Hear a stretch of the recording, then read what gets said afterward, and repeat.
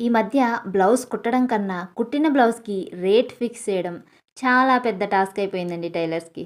ఎందుకంటారేమో, ఇంట్లో కూర్చుని పర్ఫెక్ట్గా బ్లౌజ్ కుడితే ఆ బ్లౌజ్కి 100 ఇవ్వడానికి కూడా జనాలు బాధపడిపోతూ ఉంటారు.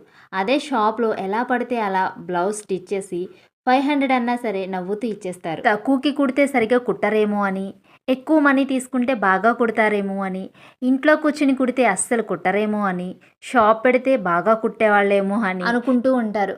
అసలు మ్యాటర్ ఏంటంటే, ఇంట్లో స్టిచ్ చేసినా, ఈదిలో స్టిచ్ చేసినా మొత్తానికి బ్లౌజ్ స్టిచ్చింగ్ అయితే ఒకటేనండి. మీకు ఎవరి దగ్గర స్టిచ్చింగ్ పర్ఫెక్ట్‌గా, ఫిట్‌గా ఉంటుందో వాళ్ళ దగ్గర అయితే స్టిచ్ చేయించుకోండి. అంతేగాని ఇంట్లోనా, ఈదిలోనా అనేది ముఖ్యం కాదు. ఇక్కడ బ్లౌజ్ స్టిచ్చింగ్ అనేది ముఖ్యమనమాట. మీతో మాట్లాడుతూ ఫ్రంట్ పార్ట్‌లో షేప్ బెల్ట్ ఎలా స్టిచ్ చేయాలి అనేది చూశాను. ఖర్చులు కనిపించకుండా ఈ విధంగా స్టిచ్ చేసుకుంటే ఫ్రంట్ పార్ట్ అనేది చాలా నీట్‌గా ఉంటుంది. షేప్ కూడా చాలా కరెక్ట్‌గా వస్తుంది. వీడియో